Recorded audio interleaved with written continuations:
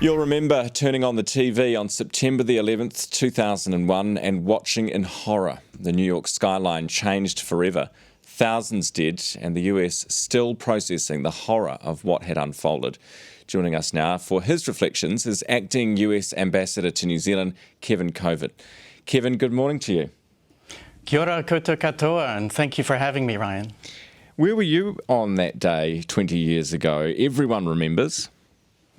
It is indeed. It's a day of remembrance, a day of sorrow and solemnity. It's a day when time stopped and the world changed. And I don't think there's anyone alive today who doesn't remember exactly where they were.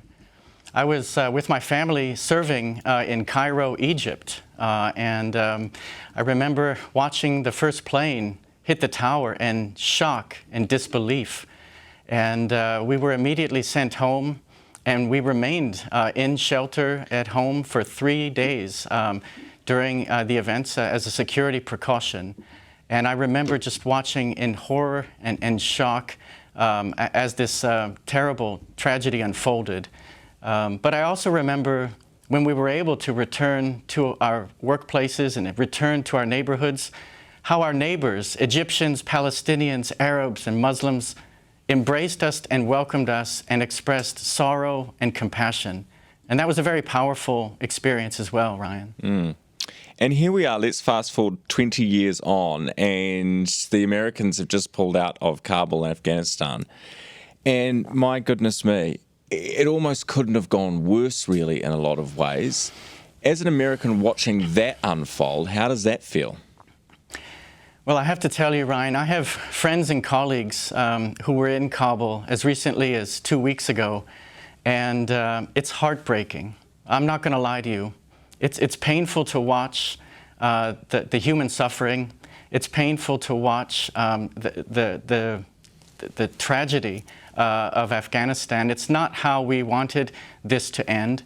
But I also can tell you, Ryan, I'm inspired by the work that my colleagues have done, working side by side and shoulder to shoulder with the U.S. military and with partners from around the world.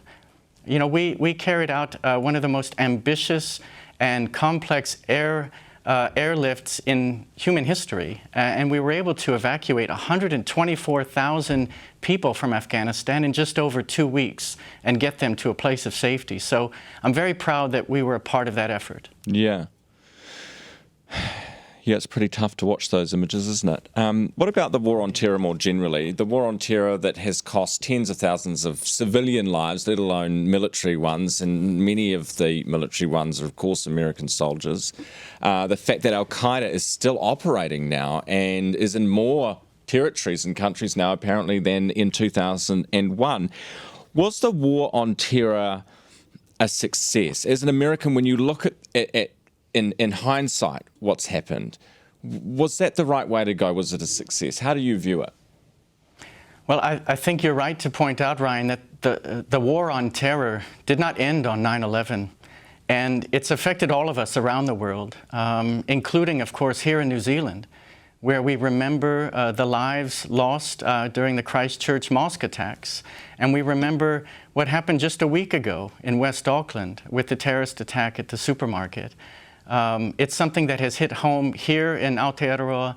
It's something that has affected the United States in Afghanistan as recently as last month, when there was a terrorist bomb at the airport that killed dozens of Afghans and 13 U.S. service members. So I think the lesson there is that we must stay together, that we must work together, we must remain vigilant, and that this is a global effort and it's going to take a global partnership. All right.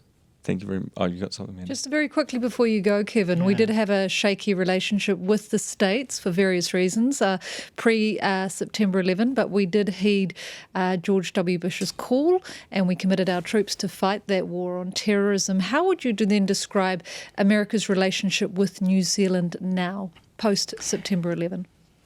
Thank you. Thank you so much, Amanda. Look, we are strong partners and we have a strong and enduring partnership. We are friends and we always will be. We stand shoulder to shoulder. We share the same values. And I think when we talk about a war on terror, what we're talking about is upholding and uplifting our common values, our open society, our democracy, our embrace of diversity and religious freedom. I mean, that's what brings us together, and we're very proud to stand with our Kiwi friends in that effort. All right, well, we thank you very much for your time this morning. The acting US Ambassador to New Zealand, Kevin Covert, with us from Wellington.